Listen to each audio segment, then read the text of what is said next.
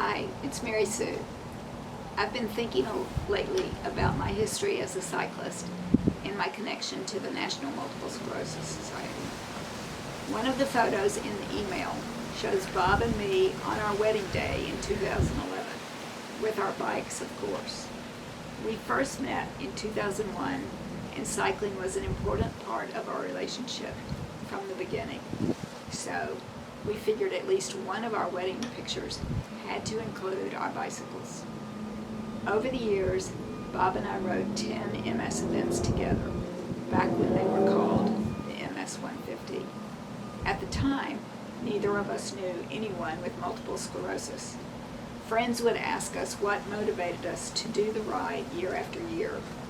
The honest answer was pretty simple. It was a fun and well-organized event. We met great people, and we could raise money for a good cause. And frankly, riding 75 miles a day for 2 days was a pretty good annual challenge. What we didn't know then was how personally important that cause would eventually become. By the 2011 ride, I knew that something was wrong.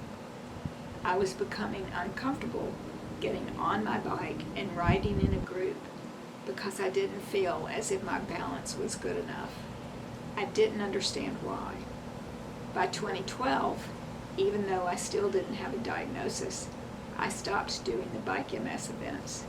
My balance and speed had deteriorated, and I could not keep up for 2 consecutive 75-mile days. In 2017, I gave up cycling altogether, but it wasn't until 2021 that I finally learned the reason. I have primary progressive multiple sclerosis.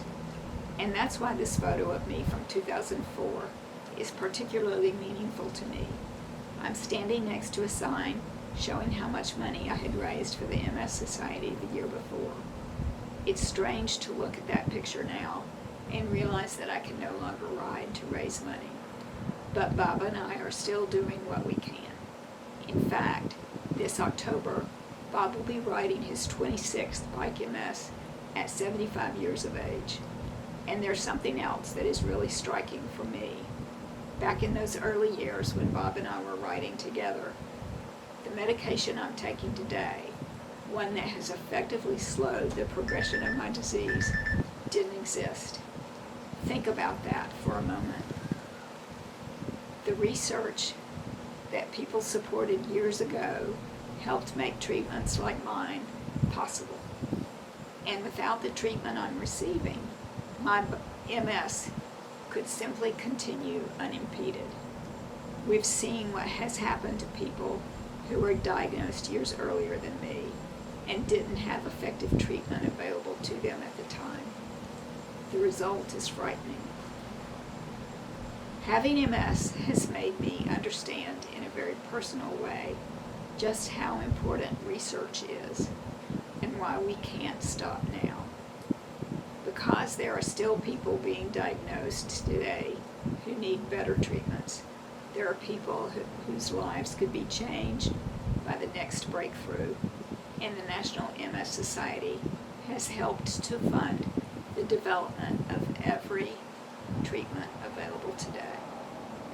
For me, this is not an abstract cause anymore. It's the difference between having a future that I can look forward to or facing a disease that would otherwise continue to take more and more of my life away. So I'm asking you to take a moment and think about what that research means to someone like me and so many others, and to give whatever you can to the National MS Society. Every contribution helps support research into treatments, extending lives, and improving the quality of those lives. And to those of you who have supported us over the years, a special thank you. All of us living with MS are incredibly grateful. I can't ride anymore, but I can still ask for your help. Thank you.